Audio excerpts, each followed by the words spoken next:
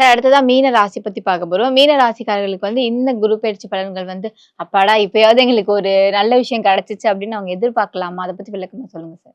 அதாவது மீன ராசிக்கு அதிபதியே குரு பகவான் தான். அவர் 5ஆம் இடத்துக்கு போறார். 5ஆம் இடங்கிறது ஒரு அற்புதமான இடம்.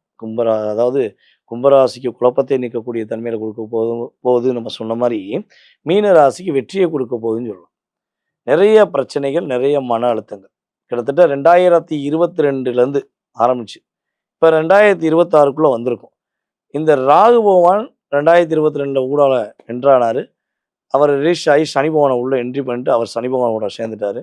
சனி பகவான் வீட்டுக்கு போயிட்டு. அப்போ ஒரு 4 வருஷமா எல்லா விதமான பிரச்சனையும் சந்திச்சாச்சு. சந்திக்காத பிரச்சனைகள் எதுவுமே கிடையாது. இவங்களுக்கு கஷ்டப்படுத்தாத நபர்கள்னு சொல்லி எந்த உறவுமே கிடையாது. உண்மையான உறவுகள் கூட இருக்கா இல்லையாங்கிற குழப்பத்தில தான் நம்மளுடைய மீனராசிக்காரங்க இருக்காங்க. ஸோ இப்படிப்பட்ட நிலையில ராசியில சனி பகவான் அமர்ந்து சந்திரன் சனி சேர்க்கை புனர்ப்பு தோஷம்னு சொல்லுவோம்.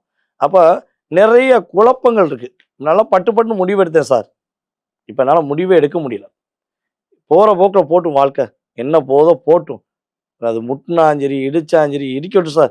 நான் பிளான் போட்டதப்பலாம் தோத்துட்டேன் சார். எனக்கு தெரியும் நான் தோக்க மாட்டேன்னு. ஆனா தோக்க வேண்டிய சூழ்நிலைய உருவாக்குனாங்க சார். அப்படிங்கிற நிலைமையில, மனநிலையில நம்மளுடைய மீனராசிக்காரங்க நெறைய இருக்காங்க சார். நெறையா பேர். அதுவும் மீனராசி பெண்கள்லாம் ரொம்ப ரொம்ப அழுத்தம் பாவம். ரொம்ப கஷ்டம். அவ்வளோ ஒரு அழுத்தத்தில சந்திக்காங்க. இப்ப அது அழுத்தமே இல்லாம, கழுவுற மீன்ல நழுவுற மீனா இருக்கக்கூடிய அளவுக்கு இவங்களுடைய சிந்தனைகள் சிறப்படையும். இவங்க மனசுல எவ்வளவு வலி, வேதனை, துன்பம், கஷ்டத்துல இருக்காங்களோ, அத அப்படியே தூக்கி எறிஞ்சுட்டு, நான் யார் தெரியுமா? என்னோட திறமை என்னன்னு தெரியுமான்னு, இவங்க அத ப்ரூஃப் பண்ணி, இவங்களுடைய அங்கீகாரத்தை பெறக்கூடிய அளவுக்கு இவங்க லைஃப் அற்புதமா இருக்கப்போது. எவ்வளவு பெரிய கஷ்டம் இருந்தாலும், குருவுடைய அருளால் இவங்களுக்கு எல்லாமே மாறப்போது.